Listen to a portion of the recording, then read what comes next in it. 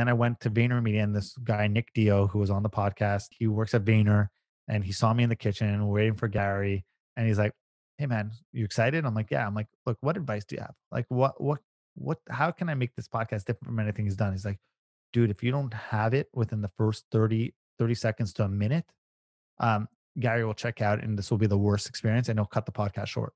And then he's like, "Good luck," and walked out. What's going on, everybody? Welcome back to My Social Life. This is the podcast where you can hear the real stories behind the people on social media. I'm your host, Jacob Kelly. As always, today's podcast is powered by True Fan. Before we get into today's conversation with Jason Portnoy, there's a couple things that we need to go over first. Number one, if you enjoyed today's podcast, be sure to leave us a positive rating and review. The more positive ratings and reviews we get, the more it helps new people find the show, and it really helps to grow the community that we're developing here. And if you're one of those people that have recently found the podcast, welcome. I'm very excited to have you here. Make sure you subscribe and stay tuned for future episodes. I put out brand new interviews every single Monday, and a brand new takeaways episode is an audio exclusive where I sit down and break down the most recent podcast episode of the week every single Thursday. Last but not least, if you enjoyed today's podcast, be sure to share it to your Instagram story, tag myself at the Jacob Kelly, and tag Jason at Jason Portnoy, and I'll feature you on my account and send you a message as well. And now, without further ado, let's get to my conversation with Jason Portnoy. What's going on, everybody? Welcome back to My Social Life. This is the podcast where you can hear the real stories behind the people on social media. I'm your host, Jacob Kelly. As always, today's podcast is powered by True Fan. And today on the podcast, we are joined by Jason Portnoy. Jason is a Montreal, Canada-based entrepreneur, CEO, and founder of JPORT Media, a full-service media agency. Prior to that, he founded and ran the popular clothing brand True Rivalry and was mentored by the likes of Shark Tank, Shark, and FUBU founder Daymond John. Jason has been featured in places like Fox, NBC, CBS, Forbes, Shopify, and more. And I'm very excited to have him here on the podcast today. Jason, welcome to the show. Thank you so much for having me. My pleasure. Good to be here. I'm excited to have you here. And where I want to start today, I want to go all the way back to the beginning. So were you born and raised in Montreal? Born and raised, never left. I mean, I lived abroad for a little bit, but never really left. And so then by law, correct me if I'm wrong, but by law, you have to cheer for the Canadiens, right? Yes. So I mean, the real answer is yes. It's hockey's a religion here, but as the younger kids are growing up, and I have two little ones of my own, and as younger kids are growing up, less of them are cheering for them. They make it very hard to cheer for these days. But yeah, when I was growing up, it was Stanley Cups a lot. Now it's a lot of maybe next year. Can you talk to me about opening your first pack of O-Pee-Chee hockey cards? My real first memory of O-Pee-Chee hockey cards was getting a Patrick Wall rookie card. That was one of the first things I remember about O-Pee-Chee, and the gum that was inside there. I always wanted the gum. But yeah, it's funny. I have a bunch of cards next to me. Like I was just going through old cards. I can't find that Patrick Wall rookie card for the life of me. Yeah, but I found a bunch of other O-Pee-Chee cards. Yeah. It's funny. Yeah. And so talk to me kind of just about growing up a Habs fan. Like from my understanding, you were there at the Stanley Cup parade in 93. Like talk to me about how that impacted you growing up. I was in 5th grade. I remember watching the games, and I wanted to go to the parade, and my mother pulled me out of school to take me to the parade. My father was working. He was a doctor. He couldn't he couldn't get off. My sister was dating this guy who was like a brother to me at the time. They were together for a long time. And he was supposed to take me, but he couldn't get off of work or something. And so my mom ended up taking me. And it's funny, like you could talk about it here. I really just found the pictures. So this is me sitting at the parade. It's funny you actually brought this up because like, I mean, I literally just found the pictures of the parade just like yesterday. Like that's awesome. Yeah. And yes. And Habs obviously was number one, but you were also big into basketball. You were a big Pacers and Reggie Miller fan, right? So here's where, I mean, hockey was never my favorite sport. It was always basketball. Reggie Miller is my favorite athlete of all time. And yeah, where are you based? Ottawa. Okay. Ottawa. Okay. Perfect. Okay. So yeah. So, I mean, Pacers, always Reggie Miller, favorite athlete of all time. I grew up playing basketball. I never really grew up playing so much hockey. My parents never wanted to take me early in the morning and put all the pads on me and do all that. It's a big commitment. So basketball is just easier. Here's running shoes. Here's shorts, and and here's a basketball, go. And that was my game for a long time. 90s basketball is still, I think 90s almost everything is better than anything now. But 90s basketball to me was just my favorite. And I grew up watching Reggie Miller. For some reason, he really, really resonated with me. Um, I liked the fact that he wasn't always like the biggest guy on the court, but like he held his own and he was tough. He was mentally tough. He was clutch. He always wanted the ball. He always wanted the last shot. He wanted to be either the hero or the goat or the scapegoat. Um, just that was my style playing basketball, and I grew up like wanting to shoot threes like him. And yeah, Pacers and Reggie Miller. I mean, there's like that's so it's funny. 1980s Montreal Canadiens action figures, Reggie Miller bobblehead, right there. Yeah, That's awesome. That's hilarious. And then so initially growing up then, so obviously with sports being such a big part of your life and is your dad a doctor? yeah. Growing up, you wanted to be, I have it written down here somewhere. You wanted to be a doctor but work for sports teams growing up, right? Man, you really do your research. Like this is crazy. This is like private eye investigating. I don't even think I put any of this public. So I don't like this is. I have on my own podcast, and now you're making me look bad that I don't do this research on my guests. Yeah, I wanted to be a doctor. I wanted to go into, if I was going to be a doctor, I want to go into sports medicine because the chances of my Jewish white like like 5'11" scrawny body at the time being a professional athlete um wasn't really, it was a long shot, right? I held on for hope for a long time, but it wasn't looking good. And yeah, so I thought that was the best way to get into it. And then ultimately you end up going to Concordia, take poli sci, right? With intent to become a lawyer. You're scaring me here. I just get my wife on this before I do your research. Yeah. Went into poli sci, wanted to become a lawyer. Thought that was the easiest route to doing it was through poli sci. And yeah, just I'm not a big school person, so so it wasn't really in the cards. So you weren't a big school person, but you were involved in extracurriculars, right? Because you're the first Canadian to win the APAC Advocate of the Year award, right? I need you to do research on my guess. Yeah, I'm the first Canadian to I got involved in lobbying in the US. Um and I got involved, and I was the first Canadian to win it when I fought for free speech on campus. But yeah, wow, that's like backlogged stories you're bringing up here. Yeah. My other backlog, I have one other backlog story before really kind of going. Impress me. I'm waiting for this one. Thank you. I'm just curious if you could tell me what kind of impact going down to New Orleans after Hurricane Katrina had on you when you went down there after kind of all the devastation to help rebuild homes and stuff. One of the best trips of my life. It was went down for Habitat for Humanity with Habitat for Humanity to rebuild homes right after Katrina. Uh, Coincidentally, it coincided with the first Mardi Gras. After that, so yeah, it was like, let's get the first Mardi Gras. Let's be part of the first Mardi Gras. Let's be a part of Mardi Gras. But really, the days were spent like really standing up on a roof, and I'm scared of heights, nailing shingles in, putting the doors in, painting houses, and rebuilding that community. And like seeing the responses from the people there is I mean, one of the most rewarding feelings I've ever had. And I've helped businesses scale to 7 8 figures, and nothing beats that. How long were you down there for? Uh, I think it was around a week or two. I would say probably a week. Wow. That's crazy. Yeah. I mean, because I would have been young at the time that happened. So I was just curious at what that was like actually going down there.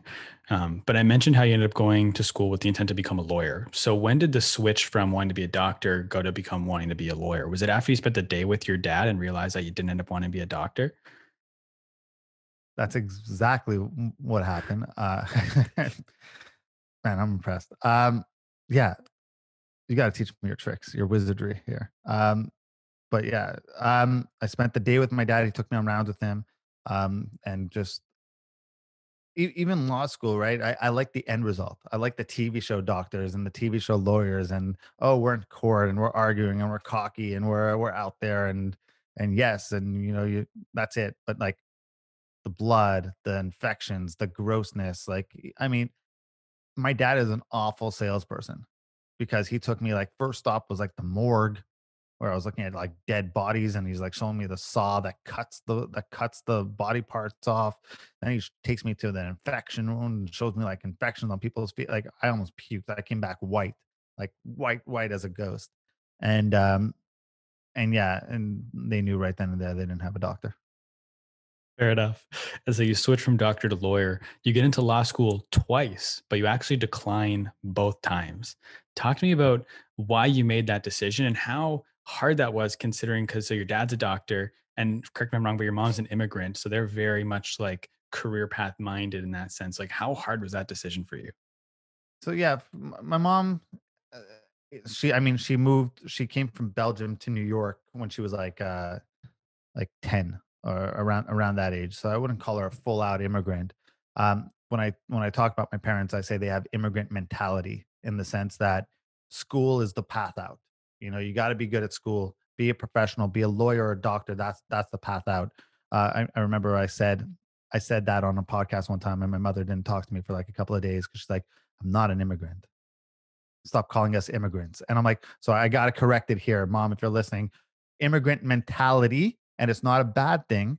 But that's the way people look at things as being a professional. That's the way out. But if you look at the wealth in the world, very few of it's coming from doctors and lawyers, right? Like, and the most successful lawyers I know aren't successful from law. They have other things going on, like real estate and things like that got them into it. But yeah, as you get older and get out. So I mean, going to school for another 4 years just didn't interest me. Um, wasn't an option for me. I really did not like school. And then you get your first job and you start seeing your paycheck and you're like, this sucks. This isn't really how it's supposed to be. And and I guess like I'd say I'm an ethical capitalist. I like making money. I like doing good things with my money. Um, but I realize, coming out of university when you're like you live in or college and you live in some sort of utopian world where you fight for the best and fight for the world. And I believe in that. And I think I wish everyone who graduates could hold on to that feeling. But then you get out into the real world and you get hit in the face pretty hard. And you're like, okay, lovey-dovey feelings don't put food on the table or put a warm roof over my head. So money is important. I'm not shy about that. Doesn't mean you have to be a horrible person, but money's important. And I was like, okay, I also have trouble with authority. I don't like listening to people. That's why I didn't do. I got bored in school. I was never a bad student. I just got thrown out of class a lot because I was bored. And I was like, all right, well, clearly this is an entrepreneurial um, gene in me. And I started a clothing company right after, and I quit my first job. But yeah, got into law school twice, declined both times. Mhm. September 11th, 2008, I believe, was when you incorporated True Rivalry. Yeah, around September, I think you may be off by a day. I think it may be September 9th, which is still pretty impressive. I would say incorporated, didn't really do much with it till around 2009. Even then, kind of half-assed it. Just making a ton of mistakes. I had no clue what I was doing.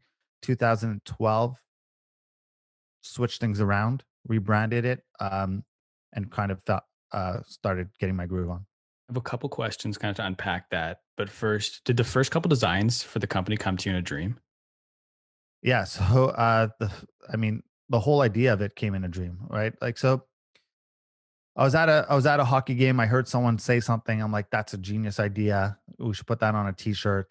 Um, and I was like, cool. I was like, it's controversial. It's great. It's not insulting, but it's enough controversial to get buzz. I've always somehow had like a love for marketing. Even my what are they called? My non-core classes at school were electives. My electives were all in marketing and business related. And I'm like, okay, cool. I understand that would get press. That would be good. So I had an idea for it. I was like, all right, cool. And then I literally had a dream where I came up with another shirt, and I was like, I owned this store, and it was a one-stop sports shop for like real passionate fans, because I felt all the stuff out there was boring logos and cheesy, and it's just like different ways of showing the logo over and over. What if I became, and again, wet behind the ears because I had no idea that there's such thing as licensing and trademark infringements and things like that. But I realized things were boring, and things could be done a lot better. And I had that dream, and I was like, cool, I'm going to run with it. And I think the first name I came up with was Versus Apparel. I was in love with that name. Um, it's an awful name, but I was in love. I was in love with it at the time. And Versace owns the rights to Versus, so I couldn't get it. And so the backup name that I had, I actually pulled my six closest friends and my family members, and I wrote down. Said rank in order of one to three. I had three names: Versus Apparel, something else, and True Rivalry. And I had them rank it, and True Rivalry was like the second. I'm like, all right, I guess we'll go True Rivalry. I don't love it, and now it's like yeah, that name's way better. And then so you said those first few years really got off to a shaky start. I know like I have written down who used to like print shirts for the annual basketball tournament and the school's golf shirts for your high school that you used to attend. So like was that kind of your clientele for those first few years? Was it just like friends and family and connections you had? Like what point did you kind of break through that threshold of just people that already knew you? Um, it's a good question. So I did those things because it paid, right? So if you have a couple of shirts and you're selling like three or four of them, but like charity basketball tournaments and charity golf tournaments are willing to pay you for 400 shirts, yeah, I do that too. Um, and you make those, and you start doing it. There's a great show that was on HBO called How to Make It in America, and like we watched it, my wife and I, and she's like, "Is that really like what the struggle was like of starting a clothing brand?" I'm like, "100%." Like I like so many things that they went through resonate with me, and the struggle to do it, and wanting to build a brand, but then selling yourself out to do something in order to make money and get more out there. Um, yeah, so I did that. When did it break out? When I realized friends and family don't pay you for things, right? Like friends and family are very quick to say, "Oh, we love this design. Oh, this is great. Can I have one? Can I have one?" But when you say, "Will you pay me for one?" Um, they're like, "Yeah, it's all right. I don't really love it that much." Right? So like everyone goes to it, and everyone starts a business idea and sits there and says, friends and family, "Oh, they love my stuff. All my friends wear my stuff." I'm like, "Cool. How many of them paid you for the stuff?" They're like, "Well, none of them. They're my friends." I'm like, "Yeah, then no, you don't have a proof of concept." So, um, and your friends and family are never really honest with you. You always think that they're the most honest people with you. They're not. Friends and family are. I would say if you're starting a business, they're the last people to listen to, and they're always the last people to come around on your idea, anyways. So I would always ignore friends and family. Like if you have a great idea and you're running with it, test it with anyone but your friends and family. Um, and yeah, and then just kept grinding it out, and figuring it out, and coming up with different shirt concepts. I mean, I was all over the map for those 3 years. I did political shirts like Democrat versus Republican, Republican versus Democrat. I mean, there was a guy on an MTV show who sat there and said, "Who makes this shirt?" And he posted it. I'm like, "I do." And I didn't. And he's like, "Oh, cool. Can I get one?" I'm like, "Sure." And I'd mail it. So now I was doing pop culture stuff. And then I was doing like a shirt for after Michael Jackson died. Like I was all over the map trying to get in. When I started really focusing on like, all right, we're going to stick with sports. We're going to make really cool designs and not cheesy. Um, it gets expensive when you're just trying to chase the trend and be like, "Oh, Michael Jackson died. Let's make 100 shirts." And then you sell three of them, right? Like, because that's how much you need to print for it to be worthwhile. Um, and you sell three of them. And just even today in my parents' house, I have their basement has boxes of of horrible ideas. I call them designs. They're like boxes of like, what are these? I'm like, these are failed ideas. This is a reminder of my failure. What can we do with it? I'm like, throw it out, donate them, do whatever you want. These are just examples of every bad idea I had. So over that 3 year or so period before the Halak stop sign shirt drops, what's keeping you going at that point? Like where you're buying 100 Michael Jackson shirts, selling three, like you're trying to get traction over 3 years. What keeps you motivated and going? I was I mean, I think I even took another job, because I needed money. This wasn't working. Idea that wasn't working. Um, and yeah, I just kept, I don't know. I was bleeding a lot of money, right? It was not good. It was a lot of money spent on how to do things the wrong way. Um, and then it was, you start seeing small little wins, small little victories, and you start sitting there saying, "Do I have something?" And I realized I was going at it half ass, and that's the easiest way to bleed money, right? So many people think, "Okay, I'm going to go all in." If it doesn't work, what happens if I lose everything? Um, there's plenty of ways to lose money. You could lose it and bleed it over a slow amount of time, because you're half-assing something. And I think that's the wrong way. I'd rather spend my money right now, know within X amount of time whether it's a good idea or not, and I need to move on, and I need to start making back that money versus I'll just keep throwing and losing and losing over time because I'm scared to do it. And then at one point, um, I ended up getting sick for like 3 months. I had mono, and and I was off, and I was just lying in, and I was like, all right, you know what? Like, I gotta give this a fair shot. I gotta give this a real go, and I gotta go at it. No half ass. We gotta build a business plan. I'm lucky enough. My brother-in-law owns a business, so he was like very big on no numbers and no things like that. I'm a visionary person. I'm not good with integration.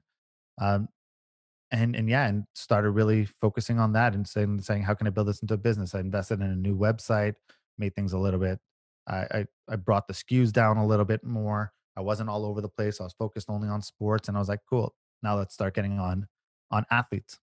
And I started reaching out to athletes. When you said there how you got mono, that was around the time you went and met Damon John, right? Because I know you were getting over mono when you went to New York to meet him, right? Yeah, yeah. In fact, I think one of his first questions to me was like, "My daughter has mono. Do you know my daughter?" And I'm like, "I no, no, I swear, I never met your daughter." So he was kidding with me. Um, but yeah, I met Daymond John, and I mean that's when I was realizing that I want to go at it. And I read his book. He said he liked helping young entrepreneurs. I reached out a bunch of times, finally scored a meeting, and yeah, and I developed a relationship that still exists today. Talk to me about when you pull up to the Empire State Building, you get to the front desk and you reach down for your ID and you forgot your wallet in the cab.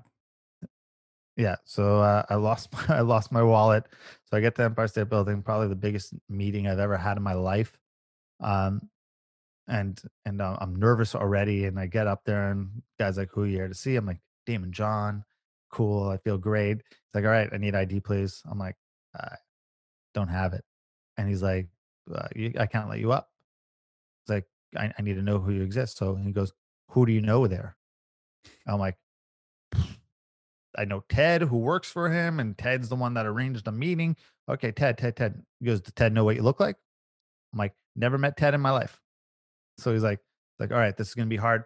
And he kept calling the upstairs to the office, and no one was answering the phone. So I'm like sitting there, I'm like, it's getting close to a meeting, and and I was like, "Ugh, I'm gonna blowing this big opportunity. Like, how do you do this? What's wrong with you?"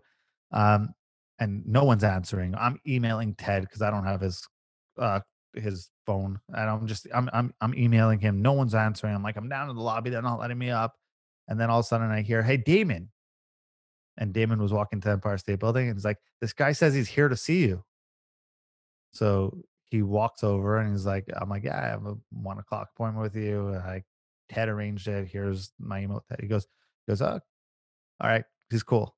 So the guy let me in, and I went up with Damon. I'm in an elevator. I'm like, "Man, I am so embarrassed." And he goes, "At least I'll remember you now." He goes, which is something I can't say for most of the people I meet. So, I mean, just he was very good at making me feel comfortable, and understood that I was nervous, and he made me feel good about it. And yeah, and maybe it was a good thing that happened. Maybe there was a silver lining losing my wallet because it was a story, and he remembered it. And yeah, And it was at that meeting or another one where you told Damon you were going to build $1 billion company. that It, meeting, it was that my meeting. And then my first meeting. he said to hold on to that feeling, right? Because you said, maybe I'm just a dreamer. He says to hold on to that feeling. Have you done a good job of holding on to that feeling? No, and that's why I give that advice back to entrepreneurs I meet with now who are starting off. Well, my first idea was I was going to build True Rivalry into like the next Under Armour. And I told him, I'm like, so we're going to be the next Under Armour. I'm going to go into the UFC world. I'm going to do it. He goes, cool. Do you have $250 million? And I said, no. He goes, what's your next idea? That was literally my first conversation with Daymond John. I'm like, my next idea is True Rivalry becomes like this sports, like, rivalry. We play off the rivalry between, he goes, I absolutely love it. So I'm like, wow. I'm like, okay, cool. We're on to something. I'm like, look, I believe that I have the ability to build $1 billion business. And he's smiling. And I'm like, look, I know you're laughing because you probably hear that a lot. And maybe I'm naive and I don't know. He goes, no, I'm laughing because you should hold on to that feeling. Because what happens is everyone has their dream and then they get hit with no after no and rejection after rejection. They get punched in the face and they lose that feeling. They're like, man, this is a lot harder than I thought to build $1 billion business. It's a lot harder to get $10,000, right? Like, let alone $1 billion. And you're getting no's and no's and no's, but it's that feeling that's going to allow you to to persist and be relentless and get up. So did I lose that feeling? Yes, I mean, you become a bit more skeptical as you go through experiences and you go through business, but but passion's always important to me. It's the reason why I walked away from True Rivalry. My happiness mattered most, and I wasn't happy anymore, and I walked away. It's that feeling that allowed me um, to know that I could build something else. And so, did I lose it? To an extent. I don't go into everything being like, oh, this is $1 billion business, so I'm going to build $1 billion business anymore. I go into things a lot more skeptical. I know how hard things are that I didn't know before. I was really like this. I was really naive, right? I was coming. I have no business experience. I'm a poli sci graduate who took a couple of marketing classes, who read a marketing book, starting a clothing line that I have no idea anything about clothing or printing. And Daymond John's quizzing me on what ink am I going to use and water-based ink, and you should use this amount and make sure your t-shirts are this. And I had no clue what he was saying.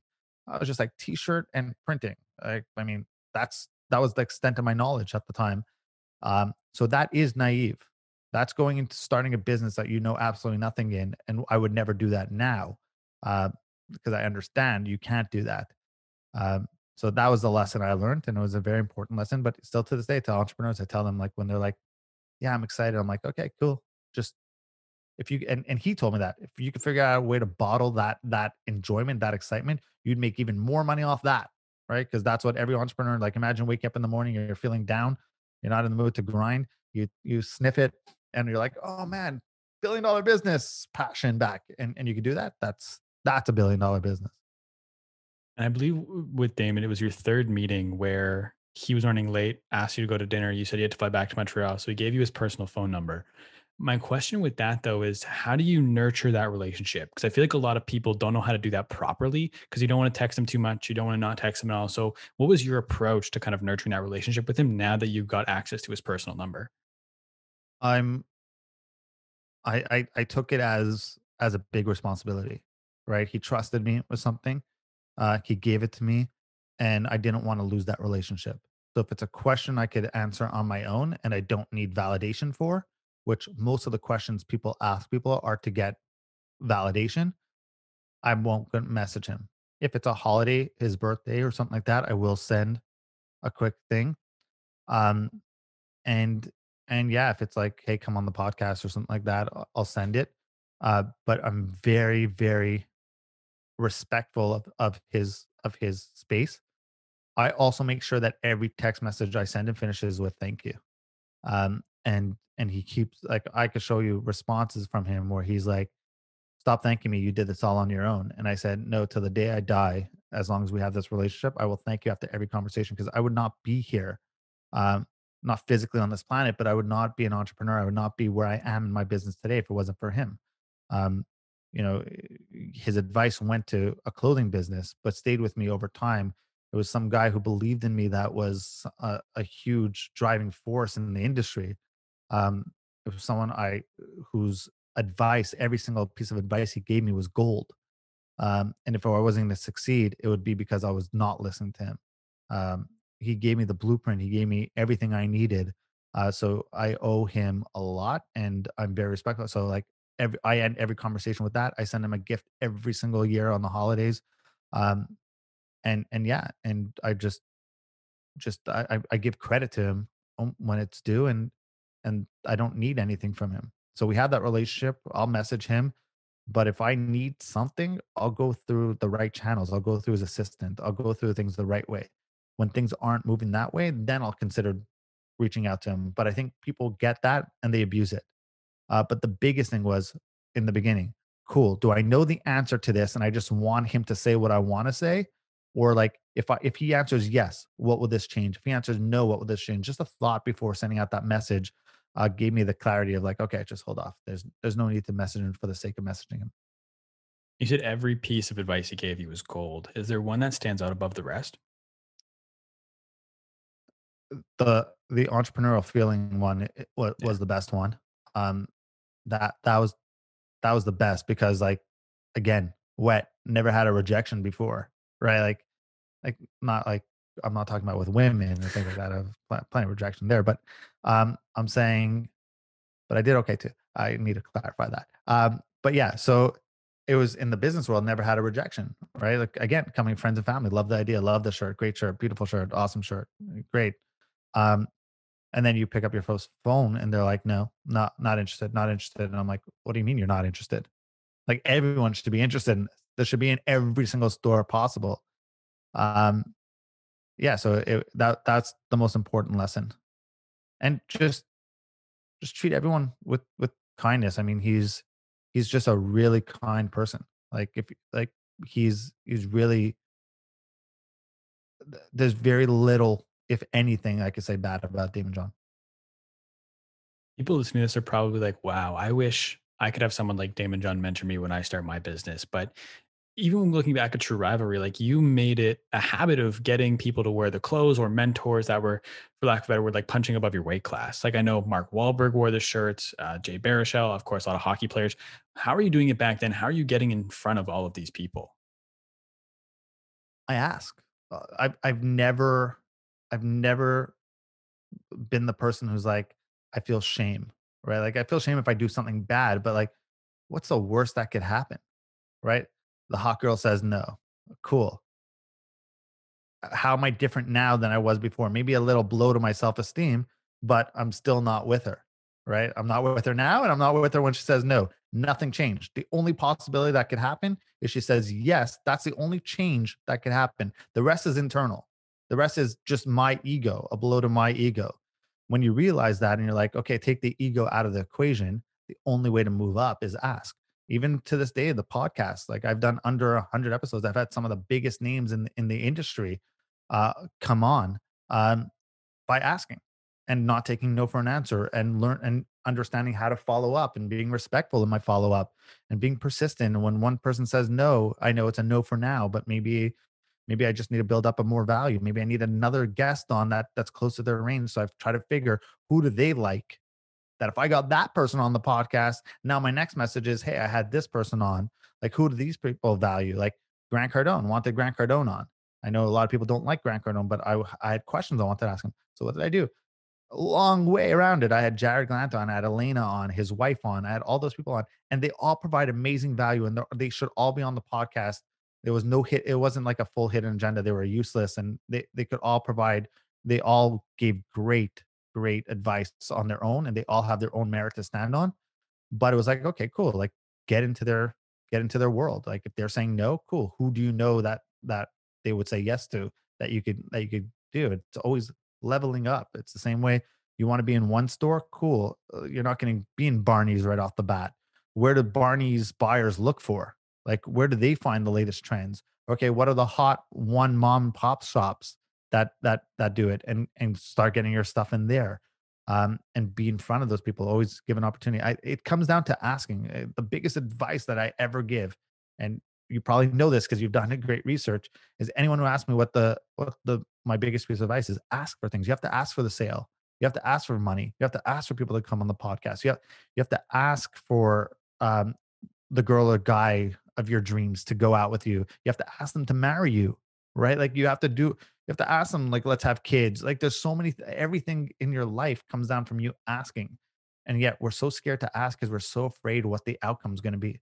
I've never that's my biggest superpower is I don't care what the outcome is. You could say no to me 100 times. Cool. I will get you eventually.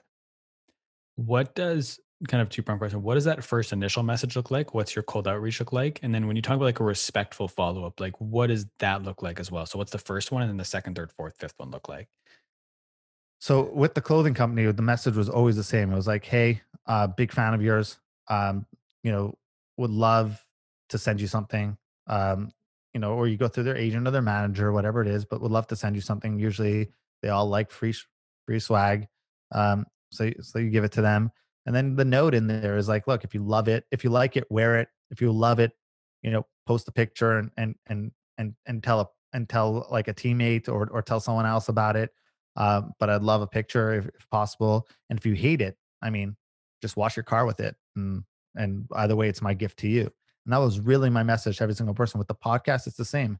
Hi, my name is Jason. I'm a big fan of you. Jacob, I love what you do. Would love to have you on the podcast. We're a top right podcast. We've had these guests on. I think you'd make the next great addition. I think you'd provide tremendous value. Let me know how to make it happen, Jason. And I always assume that it's going to happen. So I'm like, let me know next steps to make this happen. Um, and if they don't respond, like, so if we're talking about Instagram, for example, if they don't respond and they don't read it, I just delete it and send it again, right? They didn't see it, so delete it and send it again. What's the harm? I've done that like probably for some people like 3, 4, or 5 times until I finally get an answer. And then sometimes it's like they see it and then they don't respond. So you kind of write something else. You kind of provided some value and be like, "Hey, look, we just had this person on.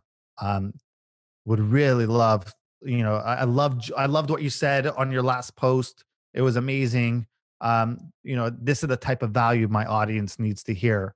Would love to have you on. If they don't respond, I'm always like, look, I don't want to annoy you. That's the last thing I want to do.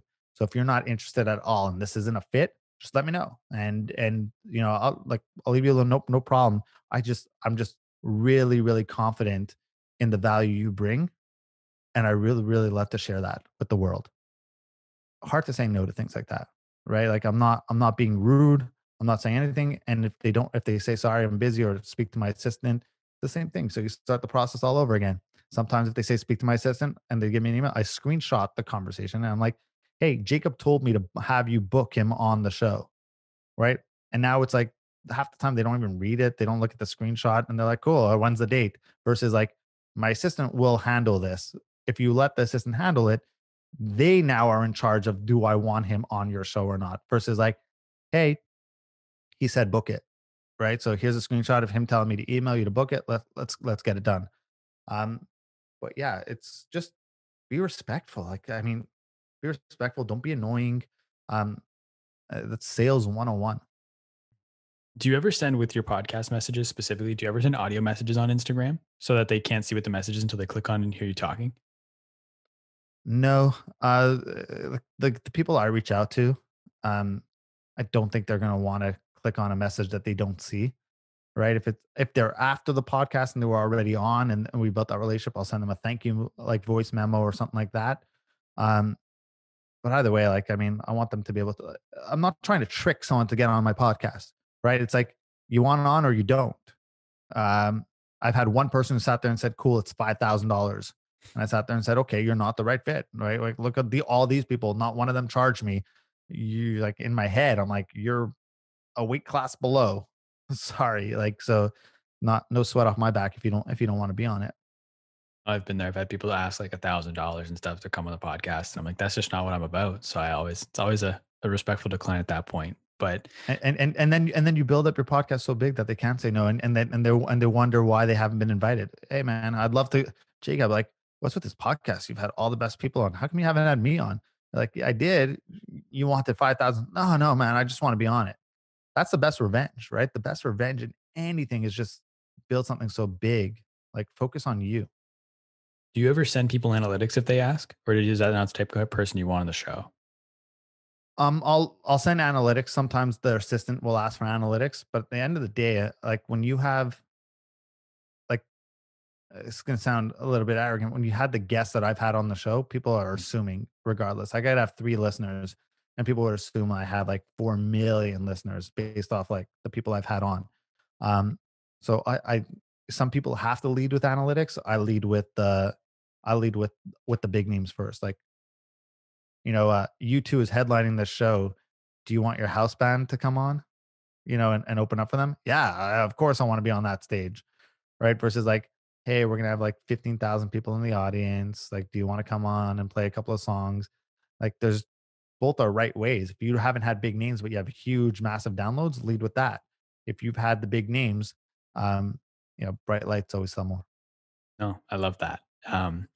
Back to you mentioned a little bit earlier with True Rivalry. Sorry to jump back a little bit. Is how eventually you ended up stopping the company. I know you were in like 250 stores across North America, so things were going really well. At what point did you kind of have that seed of, I don't know if doubt's the right word, but where you started to realize that maybe this isn't what you want to do? Um, Back then I'd call it burnout. Now, being a little older and wiser, and now in just helping so many different businesses grow, uh, it was a lack of self awareness. I would say I was really young. I thought I was burnt out. If I look back, I probably quit. Like that's the truth. I probably just quit. Um, and not quit because it was too hard. I saw where the industry was going, and I saw the pushbacks coming from stores of bargaining over price and things like that, and nickel and diming you. And I just saw where retail and clothing and how saturated it was, and it was hard. It was hard to keep coming up with new designs that were sports related without infringing on trademarks. So I was looking at the license route, and then they wouldn't let you do anything cool with licensing, right? Everything had to be like approved, and so I started going after the team's private labels. So I've done stuff for the Cavs and for the Leafs and for the Habs, and show them cool designs. That now that was my way of bypassing it, but I couldn't sell on the website. Like, cool, let's do charity T-shirts with some players. That was my other way around it. There's only so much that I thought it was going to grow and go to. That mixed with I was running everything in the business. Like I had to had my hands on everything because I thought that's what you needed to do. There's a great book. If you're starting a business, there's a great book called Rocket Fuel. Um, I think it's Gino Wickman. Great book. Like I read it for the first time a few months ago, and it changed my whole outlook. There's two types of people in business: there's a visionary person and an integrator. I'm a visionary person. I hate systems. I hate integration. I hate running the day to day side of things. My calendar is not great. That's why I'm hiring an assistant right now to take care of. Like, I'm a horrible integrator, but I'm a great visionary person. And that's actually a role.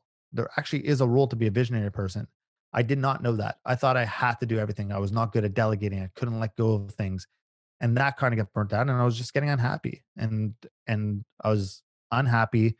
But at the same time, I was meeting with different businesses that saw what I was doing with the brand, and they're like, "Man, I see you guys everywhere. Can you help me? Can you consult my business?" And I would talk to them for like hours. Suddenly, I had all the time in the world. Like I'd go for coffee. It would be supposed to be a 30-minute, it would last 2 hours, all for free. Like I would just give them the blueprint for free. Um, then I met the head of team, GaryVee, a guy named Andy Kranak, who was like, "Hey, Gary's very big on Facebook ads. You should get started on Facebook ads." So I was playing around on Facebook ads in the later days of True Rivalry, getting success online, uh, figuring out how to not depend on retail so much and move online. E-commerce was starting to grow. I was one of like the first Shopify stores. Like even Harley calls me an OG when it comes to Shopify stores. It was like 2011 is when I opened up a Shopify store. But really just like playing around and try to drive more traffic to it, and build the online side of things. And I spent a lot of money to figure out what not to do. Made a lot more mistakes there, like just how I started my first business, like the first time around with True Rivalry. Um, but loved the idea of marketing, loved the idea of where Facebook was going. I saw potential. I saw a lot of different things that I thought I could help people. And I love the helping people. And I get to focus on my zone of genius, which is the marketing side. So again, lack of self-awareness. Could I have hired someone to take over the True Robbery side and grown it? Sure. Everyone's like, the biggest question I get asked right now is, if I know what I knew now, I wish I could go back in time and blow up True Rivalry? No, I don't know what the potential would have been. I was doing well. It was growing year over year. We had growth, but I don't know, like, if without that license, without infringe, like, I don't know if this would have been a $50 million company or a $100 million company. I think I would have been capped eventually. Um, and again, lack of self awareness, that realizing that I should just concentrate on the things I know best. Um, Once you figure that out, yeah. So I mean, that's when I left. So was it a hard decision? I The only people that knew was my wife and maybe close family members, and I actually wrote a blog post about it, called "Why Am I Leaving True Rivalry?" And I actually talk about it, and I posted it on a Friday because I was going away for the weekend, and I didn't want to see anyone's reaction. I'm like, "This, how am I going to tell everyone? I'm just going to do it in this way," and and my biggest fear was like people are going to think I stopped this because I quit or I failed. Oh, like it failed. He's closing up shop. It's over. He failed. Um, and I wrote that in the blog post. I'm like, there's gonna be people who are gonna say, "I told you so. This was a failure." And even though I had year over year growth, and there are people who are gonna be like, "How do you walk away from something that's successful and or even growing even more? How do you walk away and just say it's because you're not happy?" I've never been married to my business. People sit there and say, "My business is my baby." Have babies. That's what I'll say. Have babies because you'll never sell your baby for $1 billion. Sell my business for $1 billion right now, right? So like, so I just think people. I know that's a long answer, but it was pure. My happiness mattered more to me, and I'm lucky enough that I had a really good wife and family members that supported my decision. And how long did it take you to make that decision? Because one, obviously, like for a lot of entrepreneurs, I feel like, especially in that case where they've sunk so much time into the business, starting over again seems daunting. So, like, how long was that a debate before you actually made the jump? A lot, too long, too long. If you're unhappy, you got to ask yourself why. You got to really. The lesson I learned is you got to figure out who you are and what makes you happy. Why are you unhappy? Do everything you can to fix it. If it's not fixed, you gotta change. Um, Gary Vaynerchuk says one life, right? It's true. Like we spend so much time in our work, that affects everything else we do in life. Um, Sunk time, sunk money doesn't mean you stay with it, right? Like if you're losing at the casino, do you just sit there and keep throwing more money? Like I never understood those people who keep going to the bank machine and chase it back. You're cut your losses at some point. Like what if it's a bottomless pit? What if you're gonna lose? Like just I'd rather lose $300 than $3,000, right? So like either way, it's a loss on the books, but one's a bigger loss. Um, and think people just stay with things because they're worried what other people think. Um, they don't trust themselves, and I didn't think I'd be starting from 0, right? Like I believed I had a skill set. Even today, if my agency went down to 0, and I talk about this sometimes, like just weirdly, like what if all my clients left? I don't start from 0. I have a foundation, right? I built 2 successful businesses. I've helped other people build like 7, 8 figure businesses. Um, yeah, I don't start from 0. I start from the foundation that I'm at right now, and I figure out what's next. It's a lot harder to walk away from something when you have family and kids. I just had a wife at the time who was like, "Cool, we had no kids." Um, the decision never gets easier. It only gets harder. I mean, ultimately, you did end up making that decision. You started JPORT Media 2017, I believe. First client taken from 2,500 a month to $300,000 a month. Eventually, then, so you start scaling the business. And you mentioned how with True Rivalry, you were kind of doing everything yourself. So with JPORT Media, who was the first hire and why did you hire them? Um, I was doing everything myself in the beginning for JPort Media too because it was what I was good at and what I liked. Um, but that's not scalable, and I learned my lesson. I think in the beginning, you kind of have to be everything in the business. You have to know how your business is running. My first hire was another media buyer, someone who could take that time away so that I could focus on, being more out there and generating sales. Then you hire more media buyers, and then like now I'm telling you, I'm looking for an assistant because now it's how do I pull myself out of my own management of my day, and free up my time to go do what I do best. Um, People are afraid to hire. I value my time over my money all day. How do you scale yourself? Because obviously, when it first starts JPOR Media, you're doing everything yourself. People are coming to work with JPOR Media to work with Jason. So as you start adding media buyers, how do you one scale that so they're operating the same way that you would, but also reassure clients that they're still going to get the same level of service? You don't. You can't scale yourself, right? If you could, every business owner in the world who was really good at what they did would do it. I hire people who are better than me. That's how I fix it, right? I I'm not. I tell clients who want me, I'm like, you do not want me. I'm probably the worst media buyer here. I think I'm very good. I'm probably the best, you know, person in my business who works for me when it comes to overall marketing strategy and a visionary role. And again, I know my role. I'm a visionary person, and I think I'm very, very good at it. Um, I'm probably the best when it comes to that.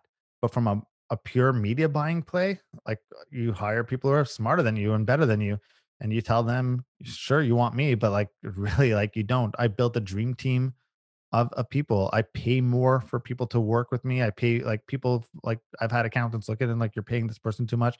Like, I don't think so. I'm like, I'm in a results based business.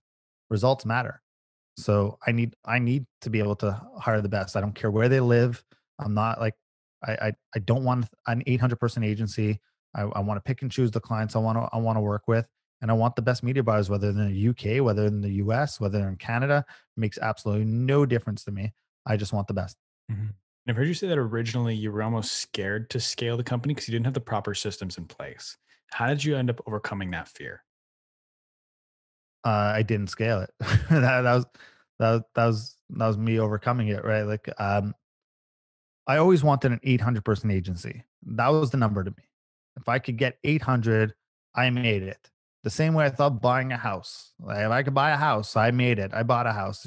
I don't feel any more like, again, older generation, buy a house, you made it. The house is a money pit, right? Like there's always problems that we're fixing in here. My wife's still doing redecorating and buying new stuff as we speak. So I like it's a money pit. It's not an asset to me. Um, but in terms of like scaling, yeah, I it's 800-person agency was the way I want. Thought of that makes me like gives me anxiety. I don't want 800 people under me. That sounds like a really big headache. That takes me out of my visionary role. So I want a close knit amount of people. And like I said, I still think we're developing systems and learning to get better with that. And that's why I'm making that hire that I'm making right now for an assistant who's going to be in charge of some project management roles and making sure that happens. Um, but but yeah, I can't do it, right? So it's either I hate doing it, so I won't do it, and when I don't like doing something, I just procrastinate and things don't get done. So I hire someone. Same way I've hired a business coach, right? Like same way someone goes to the gym and they want a trainer. I need the accountability because if there's things that I don't like to do, but I know I need to do, I'll find every reason under the sun why I shouldn't be doing it. Oh no, I can't. I can't work out today. I got this, and this. Talk to me about the concept of making it, because you said originally it was the 800 people, now it's switched. But I've also heard you talk about how throughout your career, it's always been wanting more, more, more. So, at what point is defined making it? And it's always wanting more, delaying happiness to get the next thing, but then just continuing that process forever. Um, that's a great question. Does wanting more delay happiness? Look, making it. Uh, I think I don't know what making it looks like, which is why I never do well with answers of like where do you see yourself in 5 years and 10 years, or what's your why? My why's changed. Right now, my why is like I want to be able to provide everything for my family, and I want if there's a no for something, it will never be due to a financial reason. Doesn't mean my family gets everything. Doesn't mean if my son wants a yacht when he's 16 years old, he gets a yacht. But I want to be able to afford the yacht and say no to him, right? Like, no, we're not saying no because of budget, or we're not going on a family vacation. That's my why right now. Um, is that going to change? Yeah, your whys change. I don't do well with those questions. Um, so I don't know what making it looks like. I think there's always room to grow, and I think that's why I don't have a metric, right? I think if I gave myself a metric, like I said, if buying a house was making it, and you reach that goal, and you're like there, and you're like, now what? So it was a horrible goal to have because I reached it, and I'm like, now what? Um, but wanting more, I don't necessarily mean that in a bad way. I'm greedy, but I'm greedy like for the right reasons. I want to be able to write $1 million checks to charities. I want to be able to have time to donate to charities. and sit on boards and do things like that. Time comes from having money and freedom to do so. Money is not a bad thing. Money is not evil. Um, there are evil people with money, and there are really good people with money. Um, yeah. So I mean, does always wanting more delay happiness? No, because my happy. I mean, it's a great question because to some extent happiness is tied to money, but it can't be the only reason. Otherwise, like I would have never left the clothing company, right? I would try to keep making that successful. So at some point, happiness matters more than the money. But I think you could have a balance of being really happy and making money. There are plenty of people who do what they love and make really good money. With not putting a like a specific number or whatever it is to consider making it, a lot of people might think that means loving the process. But from my understanding, you don't love the saying "love the process," right? No, the process sucks. Who loves the process? I mean, like Gary talks about it, love the journey. I, I mean, the end result sounds way better than the journey, right? Like you only here's the thing: you love the process when you look back, right? Mhm. Like when you're working out at the gym, are you sitting there saying, "Man, I love this beating that I'm taking right now. My body, I love it. This is great." There are some people who are crazy, or like if you're hiking up a really high mountain and you're like dying and you have to take a break. Do you love it? Are you sitting there saying, "Man, this is the best feeling in the world"? But when you're on top of that mountain, you feel great. When you have your six pack, and I don't know what that's like, but I'm working towards it. But when you have your goals reached, you feel great, and you look back and you're like, I got appreciation for that journey. That hike was hard, but man, was it good, right? Like we look back in it. I think it's a very looking back saying, right? Like love the process, love the journey. And I get what he's saying. He's trying to get you to appreciate it because at the end you will appreciate it if you do it. Um, but I think it's like who like I mean, who loves the process? Like I mean, I tell you, love being the process of building a business. Take all the rejection. Love it, love it, love it. Or I tell you, love the end result of being a billionaire. Which one are you going to love more? Who's going to sit there and say, man, the process of being of building that $1 billion business is way better. All those no's, those sleepless nights, those worries, that stress, that anxiety was great. No, but when you're there, you look back and you're like, appreciation for it. So, what keeps you going then through that process? Um, I, I, I, I'm not, I know what it's like to look back and appreciate it. Um, but still to this day, I think that's my biggest struggle, and that's why I hire integrators because I don't like the process. I don't like the buildings of things. I don't like doing the day-to-day tasks. I like focusing on what I know best and get to the end result faster. I'll pay to get to that end result. Shows you how much I hate the process and the journey. I'll pay to get to the end result, right? Like take me to the end result. Um, I don't want like I know everyone has to put in time and I'm not saying but there's ways to speed up the process. It just costs money.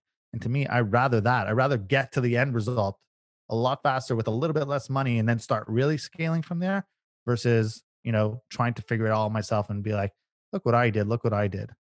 So what keeps me going? Uh, I'm happy with what I'm doing. We're growing a business. I think we're making a difference. Um, and I'm happy. So as long as if the second I'm not happy, we'll have a different conversation about it. Mhm. With trying to get to that end result, sometimes like even though you can speed that process up, it does take a considerable amount of time. How do you celebrate the small wins along the way if you do it all? I'm a horrible person to ask. I don't celebrate any wins. Honestly, I can only answer what I know. I don't give myself pats on the back enough. Um, I always, I look back and I talk to other people. I talk to business coaches, and mindset's always something I'm trying to improve on. Imposter syndrome is a big theme in my podcast when I meet with people because I suffer from imposter syndrome. I wonder sometimes, am I good enough?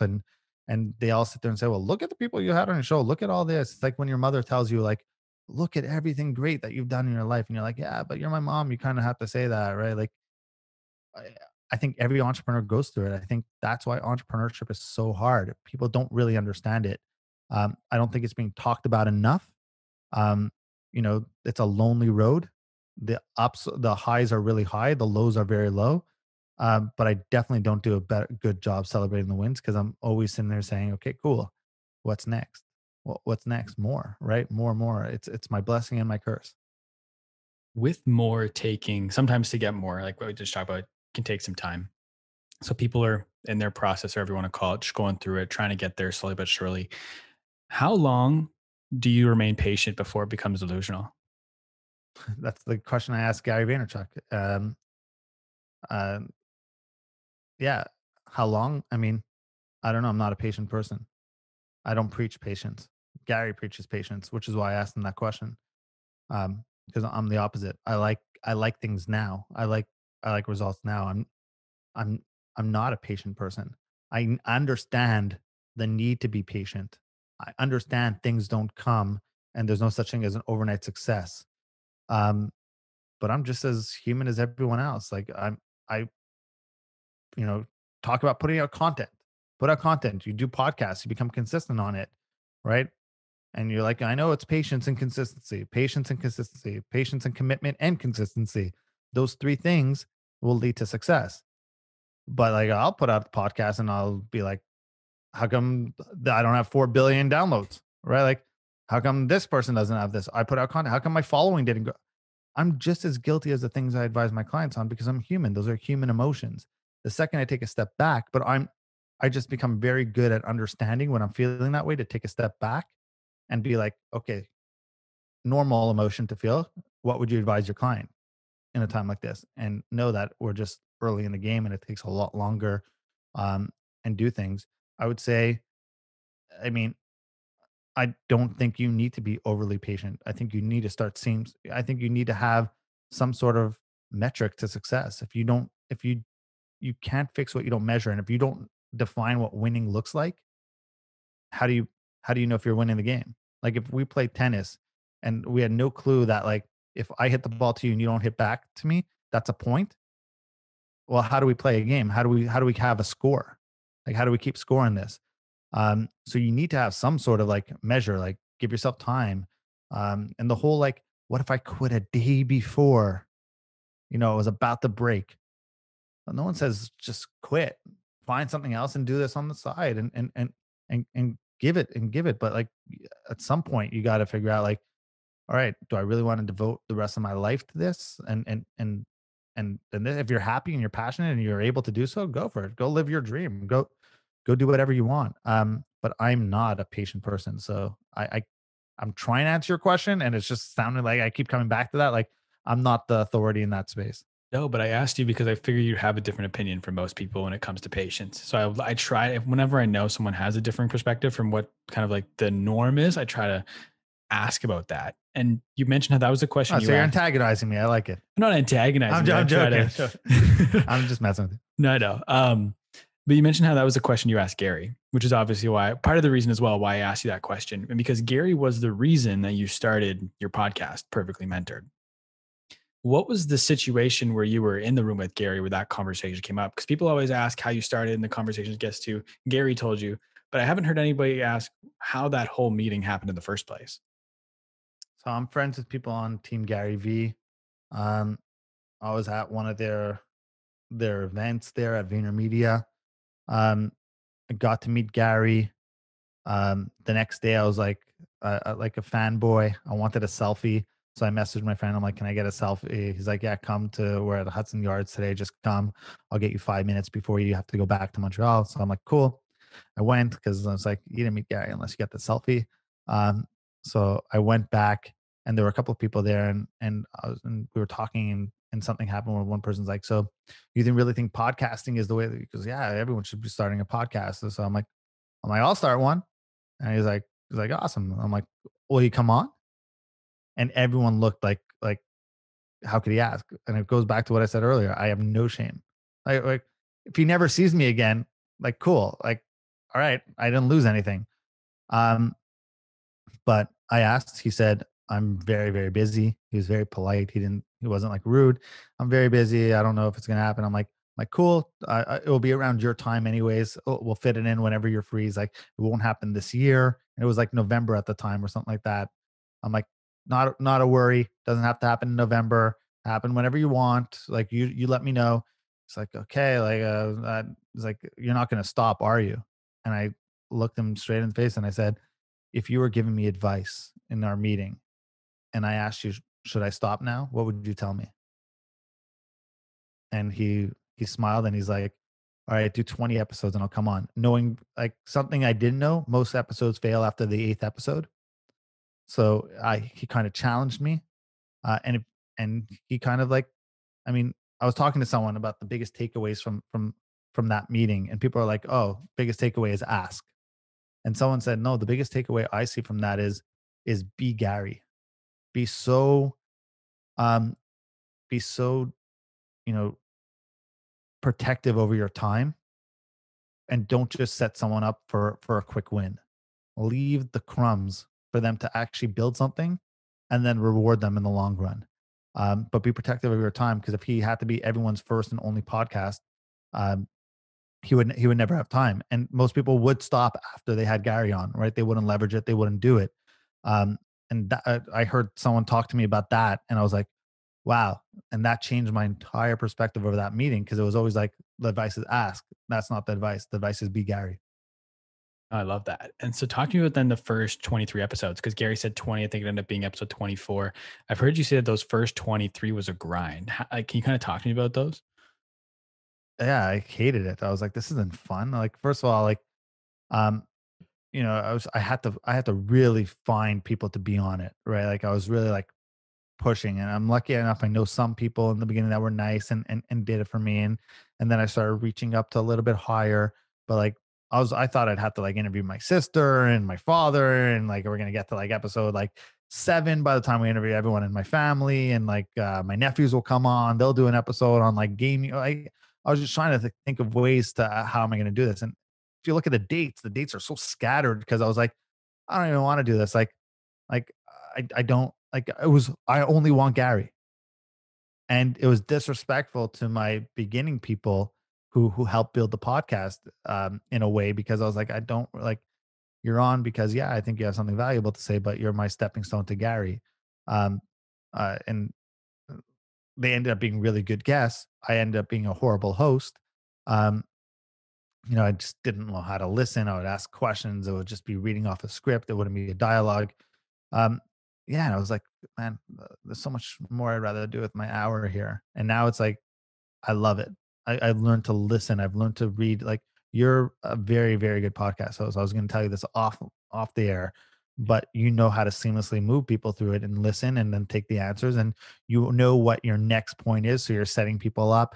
Like there are things that after I've done all these episodes and spoke to so many people, I recognize. I was going to tell you this off, but like let it be on the record that people know this. You could cut it out if you want, but I mean, Appreciate that. um, you're very good, and you develop a cadence, and I love it, and I learned to love it. I learned to appreciate that everyone has a story, everyone has something that they could offer. So the beginning guests weren't stepping stones; they were very smart people who have their gift to share. And I wish I would have been a better host and allowed them to share it in the way that I know now. With everyone having a story, and you were saying how in the beginning you wanted it to be like your mom, your sister, your dad, everyone. Have you gone back and interviewed your family yet? That's something I'm debating doing because the podcast creates a different environment for that conversation. So I feel like if I sat down with my grandfather, I would have a completely different conversation than we've ever had before. Is that something you've done? No, I mean, I like it doesn't fit the theme of my podcast, right? I mean, I guess a cool one would be like perfectly mentored by like my parents and like having my parents on there. It's a really good idea. Never really thought of it before that. I'm too worried what they would say. I may have to edit that entire podcast out. I may have to just like dub their voiceover and splice things together. I'm afraid what they'd say, but yeah, good Honestly, idea. I think I'm going to do it and just not post it. I think I just wanted to have at this point, just because. But anyways, that was just, you brought that up and I was curious about that. But so now you've done, is the 99th episode out yet, or is it still 98 podcasts? So 99th came out yesterday. Um, and we have all the way up to 116 now, backlogged. Um, Wow. the 100th episode is the only one that is entitled right now. There's no guest. No So it guess. so I mean, by the time this gets out there, people hear episode 100. Episode 100 is going to be a look back. It's going to be me Mhm. talking about everything I learned from Perfectly Mentored. I did that for my technically 101st, but no, that's such a fun experience to do. But Perfectly Mentored originally was supposed to be a book, right? Yeah, I wanted to follow three key area people. So I want to follow Gary Vaynerchuk for a day, shadow him for a day, or it was like a week. And then his response in an email was a week. I don't even have 2 hours. I'm like, okay. Um, Grant Cardone for sales, um, and uh, and Daymond John, and then Phil Town for finance. So like the four areas in life and whatever in business and life that could transcend both. And yeah, and no one wanted to give me a week. And I was like, all right, no one's gonna let me shadow them for a week. And it was like, no one's gonna let me shadow them for an hour. So I was like, cool. Gary said start a podcast. I'm like, all right, it's a good name. Let me let me people may have an hour for me to do it virtually on a Zoom call. Let's try there. Yeah. And have you found, like, I always tell people this with podcasting, that like if you just reached out without a podcast, that people wouldn't have given you that time? Have you found the podcast kind of gives you that foot in the door that makes it more likely for them to say yes? Well, yeah, ask Gary Vaynerchuk for a half an hour to pick his brains, see what he says. Ask him for an hour to interview him, and that changes. And with my last question about interviewing Gary, how do you prep for that? Because you said like those first 23 was just getting to Gary. Like, what's prep look like? I realize I'm meant for the big show. Like I do way better with big name guests. Big name, not in an offensive way to I think everyone has a big name, but like the bigger stars or the bigger audience people than the ones who come on that don't have the big audience. Um, I think I rise to their level. You get good at playing sports by playing with people who are better than you. Um, I think I could hold my own very well. I think I'm way more prepared and focused going into those ones than the other ones because I have to be, right? Like these are like the elite. They've been interviewed by everyone. How do I make it different than anything else that everyone's heard of?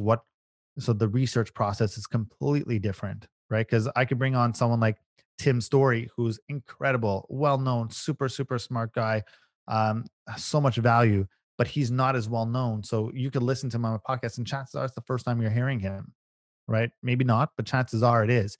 I bring on someone like Daymond John, chances are you've heard him before. Chances are you've heard everything. Gary Vaynerchuk, if you're in the marketing space, you've heard everything you have to say 10 billion times because he only says the same thing over and over, which is one of the key things in putting out content, right? He still has the same sound clips and he stays in his lane. So how do I make that different? Um, like I said, the rest of them, I started getting better with Gary. uh, it's funny. I had a videographer that day, and we did Brandon Steiner first. I went to Steiner Sports and filmed it. I was like, okay, cool, got a groove with Brandon in the car, and then I went to VaynerMedia, and this guy Nick Dio, who was on the podcast. Uh, he works at Vayner, and he saw me in the kitchen waiting for Gary, and he's like, "Hey man, you excited?" I'm like, "Yeah." I'm like, "Look, what advice do you have? Like, what? How can I make this podcast different from anything he's done?" He's like, dude, if you don't have it within the first 30 seconds to a minute, um, Gary will check out and this will be the worst experience and he'll cut the podcast short. And then he's like, good luck. And walked out. I'm like,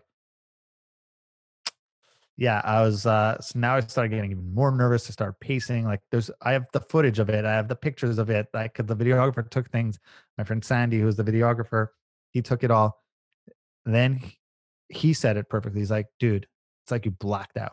Like you were nervous walking in, you sat down and you started and I don't remember it.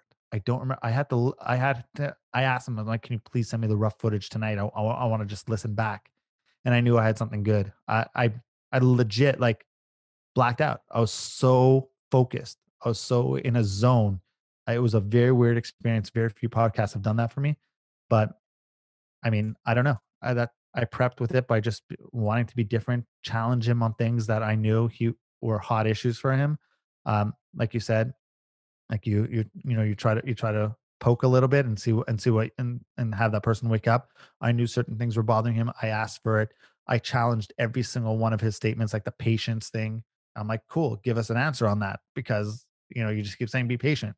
At what point do you stop being patient? Things like that. And now he has the Toyota. I'd rather cry my Toyota than laugh, or whatever the quote is that he's posting all the time. And that's on that podcast because I pushed, right? Like and I don't know. I was very weird. It's my one of my favorite podcasts I've done. but I don't know how to replicate that. Like it was like I different person. Weird to say. Yeah, no, that's interesting though. And so like how with not being able to replicate it, what does your process look like now then? Cuz like is it do you try to have a similar thing where you just black out in the podcast, or is there like a certain flow to your prep now? Um, I think I developed my cadence. I think I'm very good at zoning in now. I think maybe that was my first experience with it. So it was like surreal. And now I think I'm able to when turn on the light, turn on the camera, I'm in my element. My wife says I'm an extrovert, but I'm a shy introvert person. I think I'm an extra introverted extrovert or an extroverted introvert, however you want to look at it. It takes me a while to assess the situation. I don't just go in, but the camera on, it's like I gotta be something. It's like acting. I always wanted to be an actor. I always wanted that. Cool. I get to be someone. I get to be the best version of me. I get to whatever I'm going through. I got to shrug it off. You're having a bad day. You're not feeling well. You got to bring the energy. You got to come up. Howard Stern's one of the best interviewers of all time. I look at what he does and how he makes people feel comfortable. The best, and you'll know this as a podcast host. One of the best compliments you get is like, "That's a really good question." Oh, I've never been asked that before. Oh, wow, that's great. That's when I know I'm okay. I'm building. So my prep is just like, yeah, like you said, do research. I got to hire who you have to do research because you're like I a step like a fraction before creepy, Yeah, that's and true. I try to be. like a line before creepy. Like, did he like literally stalk me?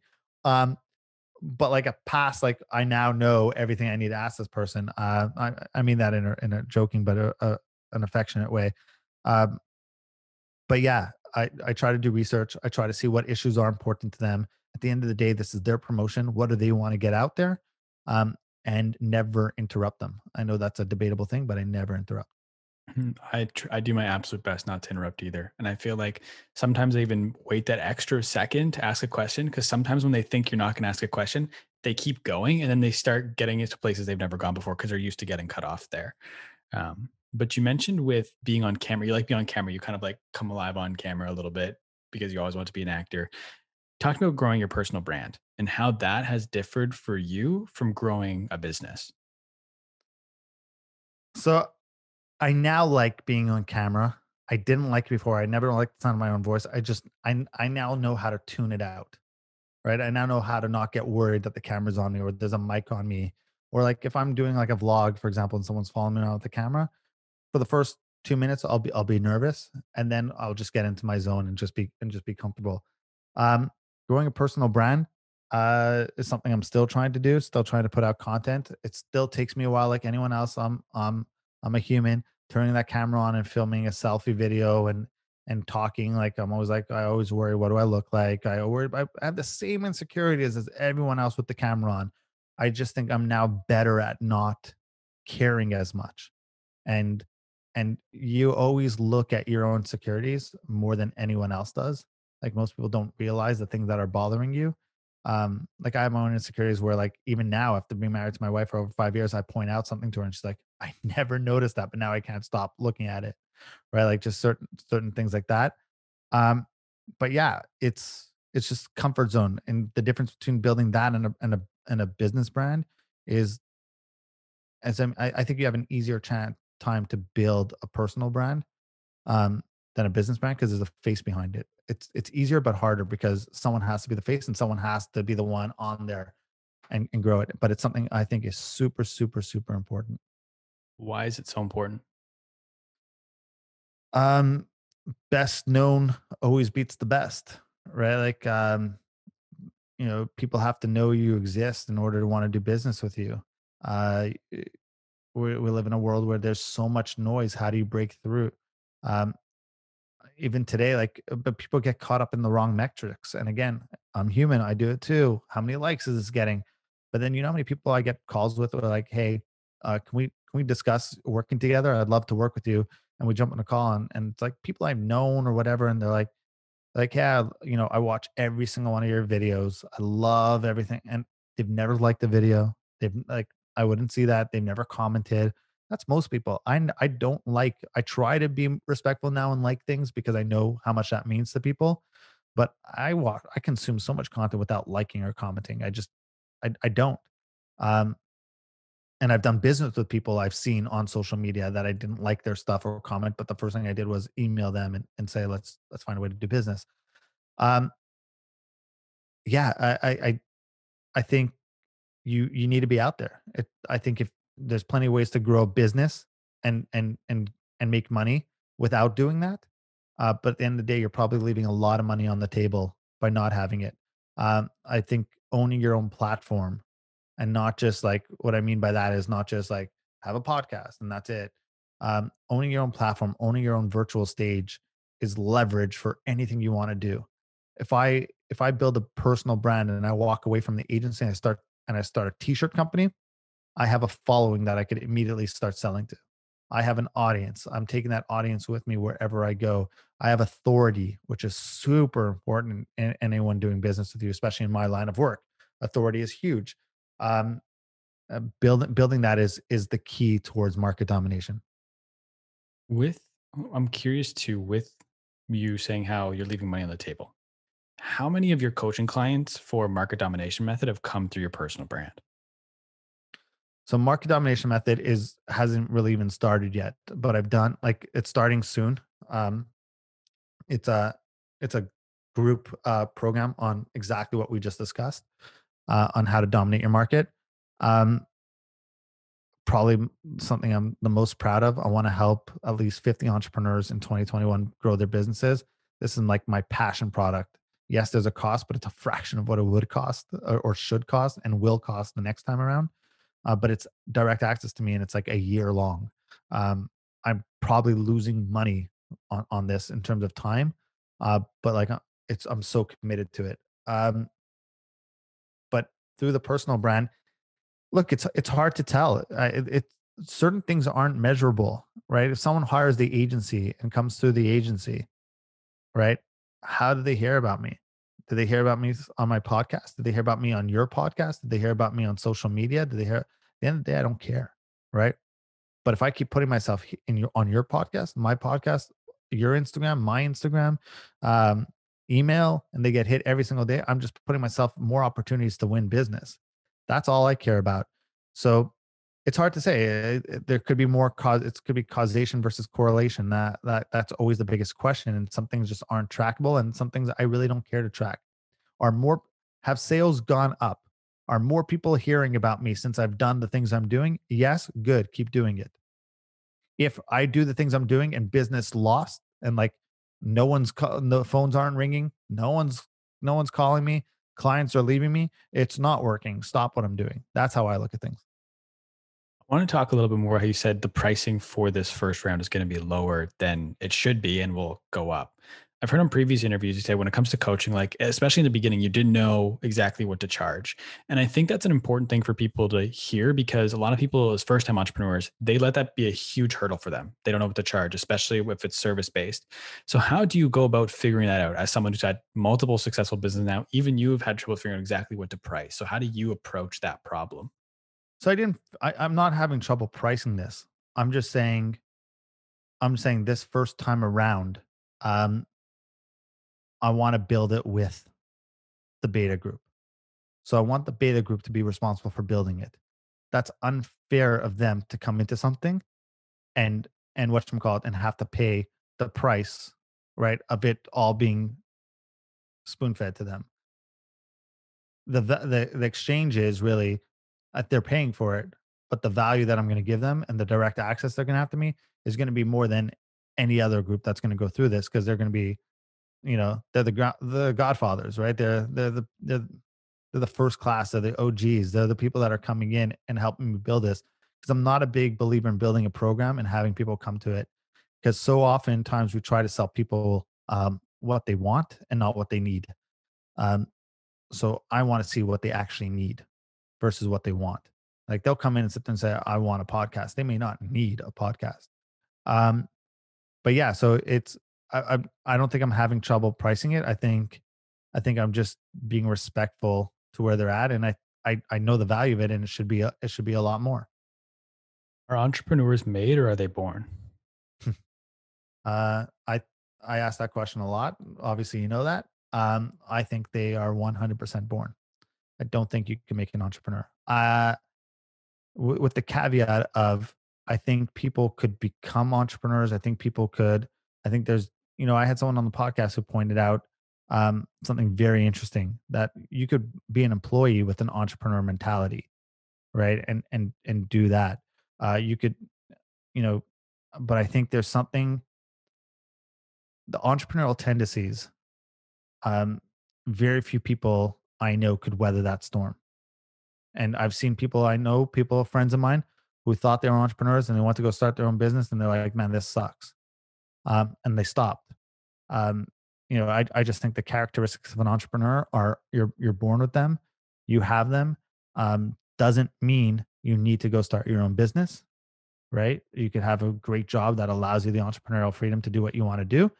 Um, but you could be taught to be to be a business person. You could be taught finance. Like, I had to learn those things. Those are skills that, weren't so, like, didn't come naturally. I had to learn sales. I had to learn financing and what gross margin means, and profit, and how to run a business. Like, those are things you learn. Investing, I had to learn. Um, but my desire to learn all those things are part of my entrepreneurial tendencies. What makes you uncomfortable right now? Because I feel like oftentimes in that pursuit of more, you usually have to step out of your comfort zone. Um,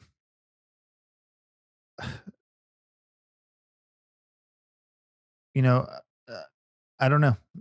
Nothing really makes me uncomfortable. Um, I think the only thing that's uncomfortable is when I start thinking, like, okay, so what do I want? Like, what's the plan for 2021? What's the plan for 5 years from now? Where are we going to be? What are we building here? Like, that makes me uncomfortable because I don't do well with those type of things. So it's more like an anxious, like, uncomfortable feeling. Um, I get uncomfortable when I think about, you know, just different ways to grow the business. I get uncomfortable.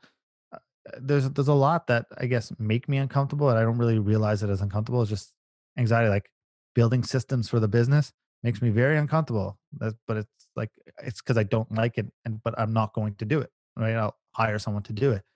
Um, as you start really figuring out your role in your business and what you're good at, and really focusing on that, you become less and less uncomfortable. And if you're uncomfortable with something, you have to ask yourself, is it because it's a growing pain, or are you going against what your goal is? So there are times where I'm doing something and I'm uncomfortable, and it's actually out of alignment. It's a lack of congruency. I could be saying I want to help 50 entrepreneurs, but what I'm doing is actually hurting 50 entrepreneurs. That's going to lead to me being uncomfortable, for example, because there's no congruency. Which is why, like, I never preach hustle 24/7 and grind. And whenever I hired a copywriter who wrote copy for me, and there was like, grind and hustle, time to hustle, I've always edited out, because I'm not a grind and hustle type person. I believe in hard work. I think it's important, but I'm not a hustle. I believe in family time. I believe in personal time. I think that's way more important. And I think you can work smarter versus harder. Um, I like my downtime more than anyone else, and I value it. Um, but I think usually when you're uncomfortable, it's because something's out of alignment. It could be your mental health. It could be your actual health. It could be everything. You got to look at that first. In that downtime, how often do you reflect on the whole journey from all the way back to starting True Rivalry back in like 2008 to where you are now? Never. This podcast has been the only podcast I've done where I've reflected on it. Usually, like, that beginning journey is, I don't really like talking about it so much. Um, it's in the past. Like, we're onto something else. Uh, Watching How to Make It in America with my wife, she asked a lot of questions. Like, because I started before we met, and she's like, "Well, was this really what it's like? I think you should talk about your journey more and what you've learned." Um, I'm, I'm a pretty private person. I like to just, okay, this is what I'm doing now. Let's focus on now. The past is in the past. Um, but yeah, I never really reflect on it.